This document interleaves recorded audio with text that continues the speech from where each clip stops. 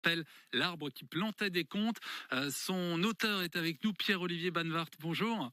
Bonjour. Comment on peut présenter en quelques mots ce spectacle autour de contes locaux?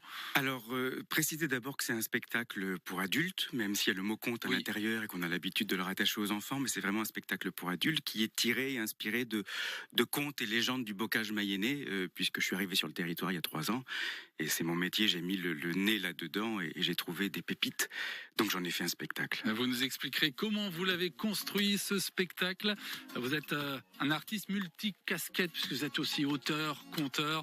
Vous êtes notre invité dans Ils font bouger la Mayenne après Lara Fabian. Ils font bouger la Mayenne. Ce matin, on vous emmène dans l'univers du conte avec Pierre-Olivier Banvart. Bonjour. Bonjour. L'arbre qui plantait des contes, c'est un spectacle que vous jouez ce vendredi à Colombier-du-Plessis. Vous le jouerez aussi le 21 septembre prochain dans le cadre du festival Le Chaînon Manquant. Et vous allez vraiment nous embarquer dans des contes. Et vous êtes appuyé sur vraiment les contes du bocage mayennais. Oui, j'en ai trouvé. Il y a quelques livres qui font référence maintenant, à commencer même par les sources de l'abbé Angot. L'abbé Angot, et j'ai trouvé alors c'est parfois des histoires un peu usées qu'il a fallu rénover, qu'il a fallu rafistoler, et puis de ces histoires j'ai tiré toute une épopée de village avec toutes sortes de j'appelle ça un peu mes santons mayennais, parce que c'est des histoires d'autrefois mais qui racontent beaucoup de notre aujourd'hui. Alors des contes que vous avez sélectionnés. Avant d'être dans le conte, vous avez été comédien, vous avez écrit des livres. Quelle image vous aviez du conte avant de vous engager dans cette voie-là? Alors pour moi, les contes, pendant longtemps, on parlait du conte, c'était une vieille dame qui est retraitée le plus souvent, qui lit des livres en fond de bibliothèque aux enfants assis sur la moquette. Et puis j'ai découvert que c'est pas ça du tout. Il y a même des ethnies en Afrique qu'on ne raconte pas d'histoire tant que les enfants ne sont pas couchés. J'ai l'habitude de dire que les contes ne sont pas faits pour endormir les enfants, mais pour éveiller les grandes personnes. Et alors justement, on précise, le spectacle que vous jouez sont des contes pour adultes, c'est bien de le préciser. Oui. Alors c'est quasi complet, que ce soit pour vendredi à Colombier ou pour le Chaînon Manquant.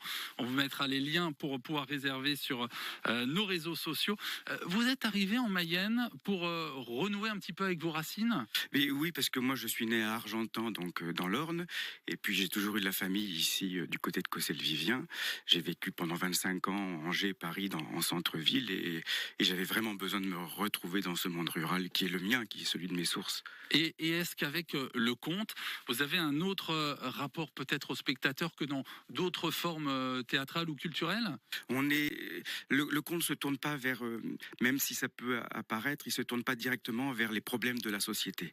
Un conte, c'est pas un projet social. Ouais. C'est ce qu'on a du mal à comprendre aujourd'hui. On voudrait les réécrire à leur manière, mais les contes parlent vraiment de l'archétype, de l'intériorité, de ce qui se passe dans l'être humain, de cette jungle qu'on a quittée extérieurement, mais qui nous habite toujours. C'est pour ça qu'il y a autant de bêtes sauvages, de monstres, de dragons, mais aussi des princesses et des princes à délivrer. Et alors aujourd'hui, c'est un jour particulier avec les mobilisations, bloquons tout. Est-ce que le conte peut aussi avoir un rôle social au sein de la société? À différentes manières, oui, mais directement parce que le conte, dit-on, est l'art de la relation, c'est-à-dire que le conteur parle directement aux gens, il les regarde les yeux dans les yeux. C'est un art de la parole, et aujourd'hui on est saturé dans un monde où la parole est essentiellement une parole de pouvoir.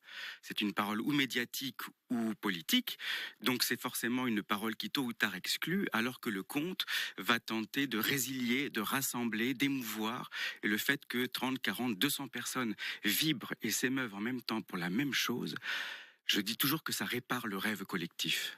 Alors ça fait 3 ans que vous êtes de retour en Mayenne, et justement tout ça vous avez envie de le partager avec le plus grand nombre. C'est pourquoi vous êtes en train de travailler sur un festival du conte qui se déroulera au printemps 2027. Exactement. Chez l'habitant. Chez l'habitant, parce que on voit bien avec la chute des subventions, les moyens culturels sont à réinventer. Il faut qu'on réinvente nos métiers, et puis avec la déferlante d'intelligence artificielle qui nous tombe dessus, on a besoin de chaleur humaine.